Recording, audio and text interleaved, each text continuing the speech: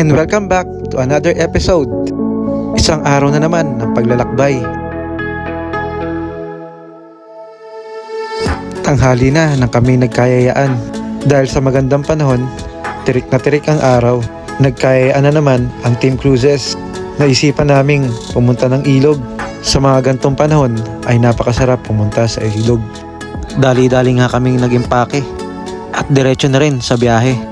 Muli na naman naming babaybayin ang kahabaan ng Marilake.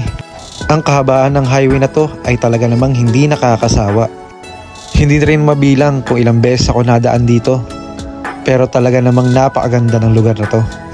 Nakaugalian na rin namin pamilya ang bumiyahe dito sa Marilake. Kadalasan ay weekend kung kami pumunta dito. Ang lugar na pupuntahan natin ay isa sa magandang ilog dito sa Tanay. Isang magandang ilog ang ating pupuntahan. Siguro ay marami na rin nakapunta sa inyo dito. Nahuhulaan nyo na ba kung saan tayo pupunta? At kung hindi, ay tara, samahan nyo kami.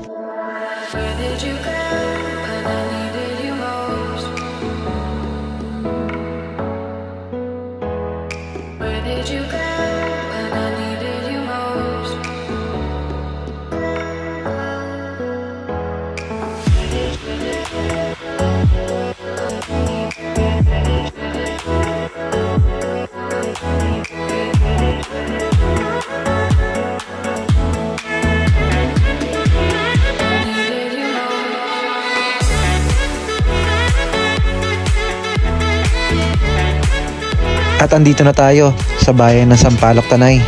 Hindi kalayuan dito ay mararating na natin ang ilog na sinasabi ko.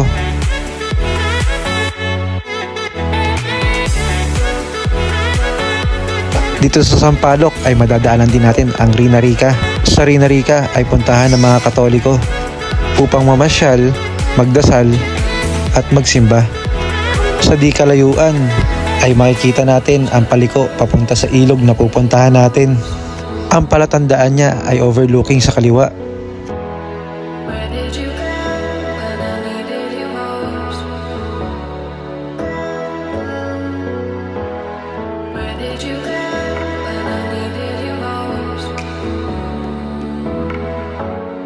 Pagkaliwa natin mula sa highway ay puro pababa na ang ating madadaanan. Siguro ay may konting paahon pero kadalasan ay puro pababa. First time namin pumunta dito kaya hindi namin alam ang aming madadatnan. Nagsimula na rin ang puro pababa at makikita nyo sa kapaligiran ang kagandahan ng tanawin dito.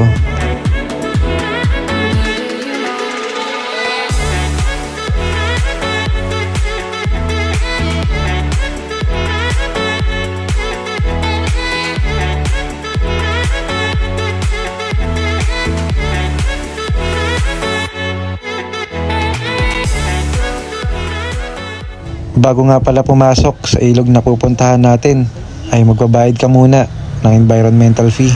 Ang pagkakaalam ko ay environmental fee to. 10 or 20 ang aming binayaran, hindi ko na matandaan. Pero pag bata ay wala nang bayad.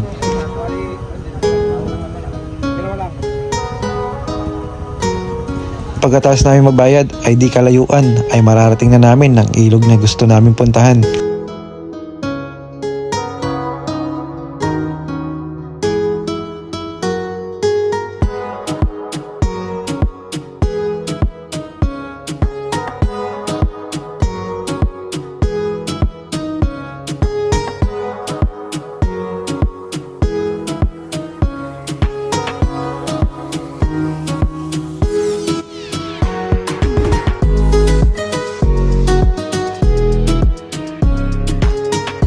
Dito pala ay tatawid ka sa isang tulay at ang pagkakaalam ko ay magbabayad ka rito.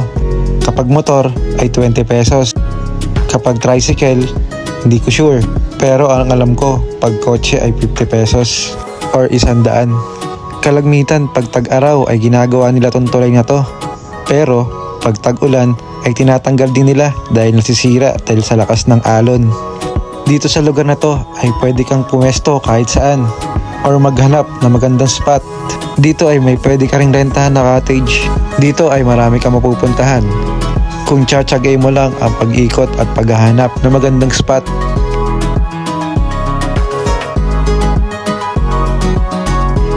Alam niyo na ba kung ano ang lugar na ito? Ito ang Daraitan.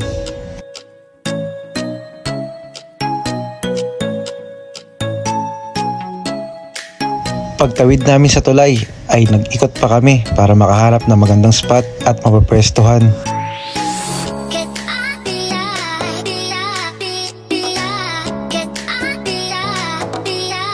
Sa di kalayuan ay napadpad nga kami dito sa napakagandang spot na ito. At ito ang Cariques Camp. Hindi ko sure kung tama yung pagbigkas ko pero bahala na kayong magbasa. Maya-maya pagdating namin ay nagmadali na akong mag-setup ng aming awning. Ilang sandali pa at ito na. Hindi ko siya na-videohan dahil sa sobrang pagmamadali dahil naalala ko ang mga bata sa sobrang init. Kailangan nila makasilong agad. Tara, silipin natin ang kagandahan ng lugar na to.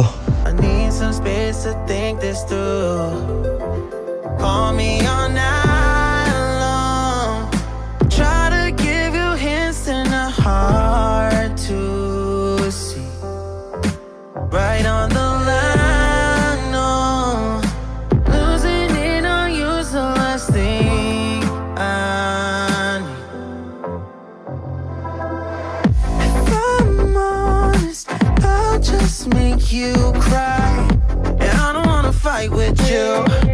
I would rather lie to you. Maya-maya ay nag-ayos na rin kami ng aming kakainin. Medyo nagutom na rin ang mga bata at pati na rin kami mag-asawa.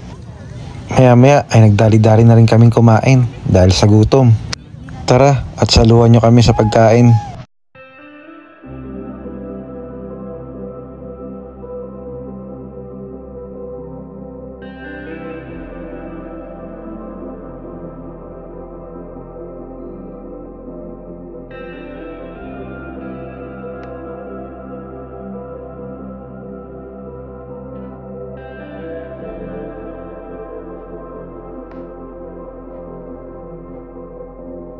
At pagtapos namin kumain, ay naghanda na rin ang mga bata para sa pagpaligo sa ilog.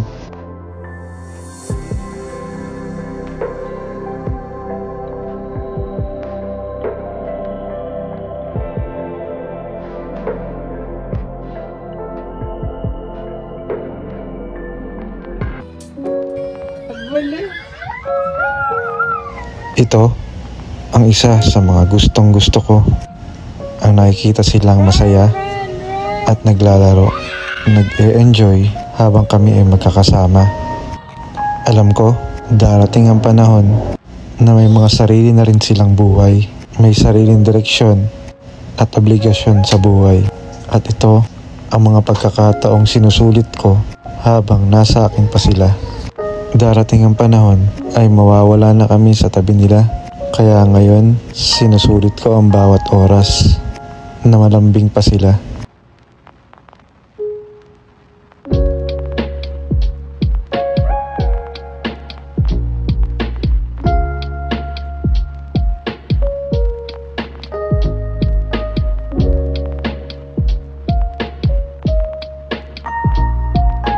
Kaya habang malakas pa kaming mag-asawa, pipilitin namin gumawa ng mga memorya at alaala na papanoorin ulit namin sa pagtanda namin.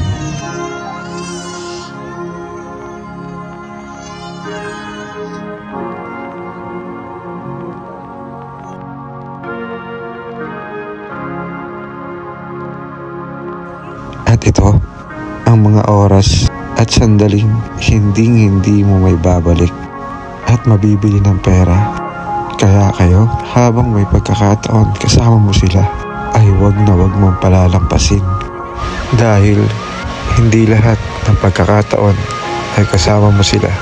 At kung may pagkakataon, ay gawin mo na maging masaya kasama sila.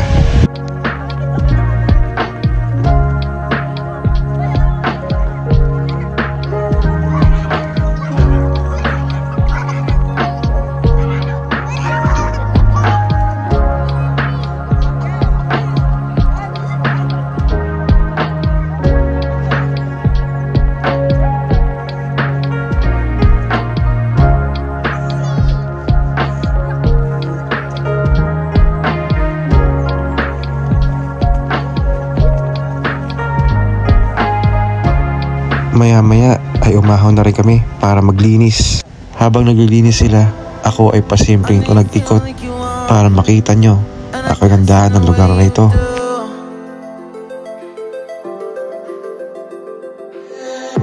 Holding my breath, unraveling emotions. I need some space to think this through.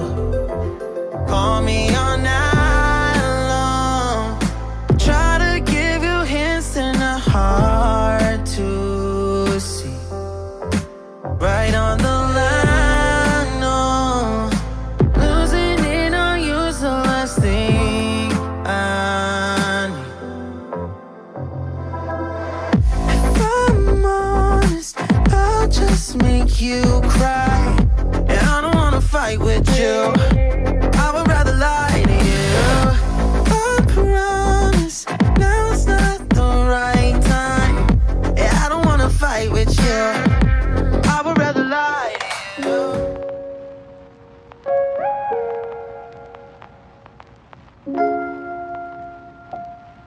Natapos na nga rin sila magbanlaw at nakabalik na kami sa aming awning.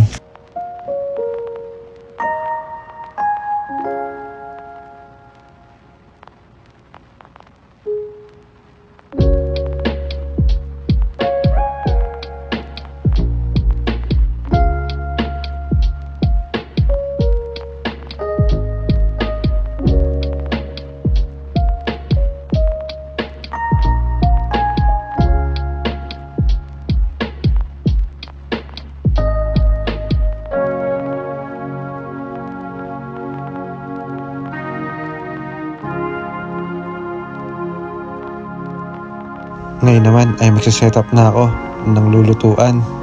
Ako naman ay mag-iinit ng tubig para makapagkape.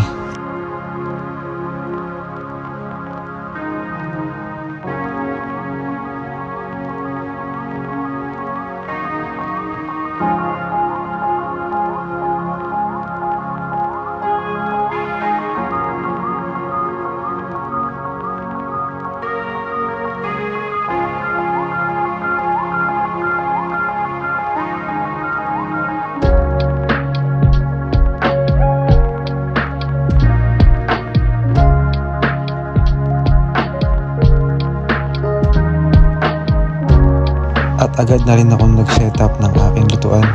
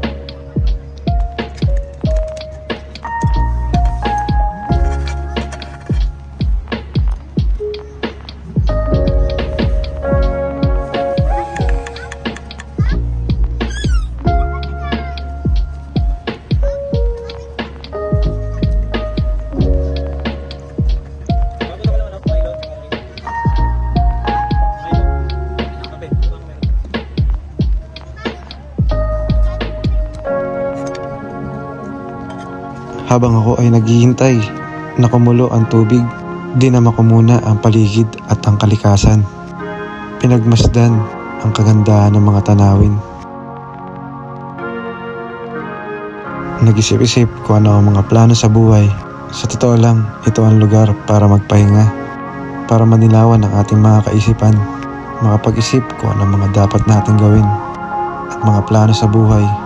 Ito talaga yung mga hahanap-hanapin mo kapag madalas ka sa lungsod, ang mga lugar na babalik-balikan mo. Napakasarap sa pakiramdam kapag nakakakita ka ng mga gantong lugar, ay talaga namang nawawala ang iyong mga problema.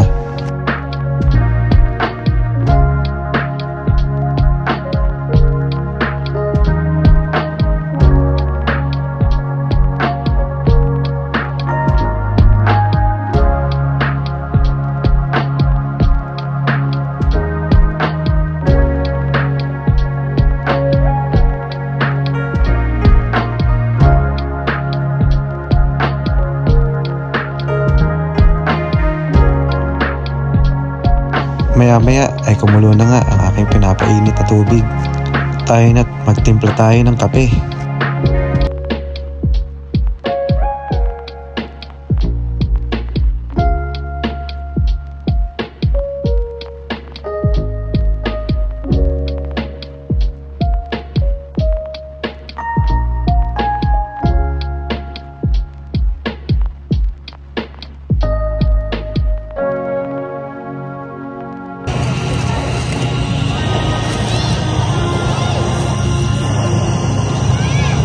Kutsara please. Drawing po. Drawing ka po. Pwede pa drawing. Dito tayo, Rain. Ha? Dito tayo. Gawin tinapay dito.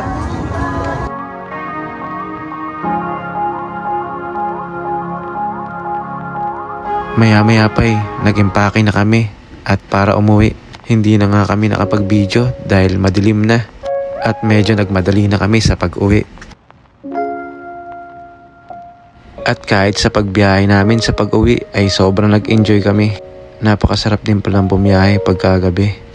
Napakaganda ng mga ilaw na nadadaanan namin sa tabing kalsada. Dito kasi sa Marilake ay napakaraming restaurant madadaanan o makakainan. Kaya sobrang aliw na aliw kami sa mga nakikita namin sa daan kahit madilim.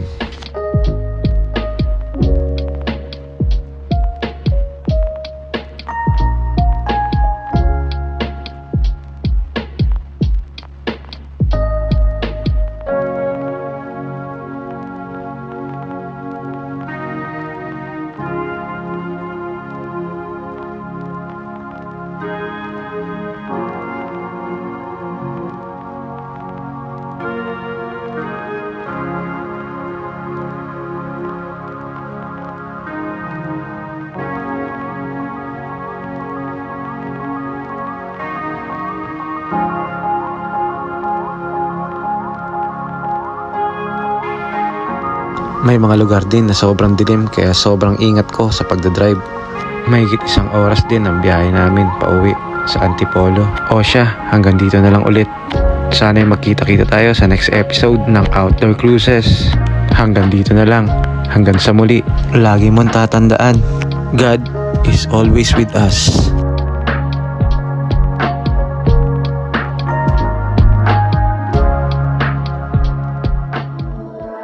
Where did you go when I needed you most? Where did you go?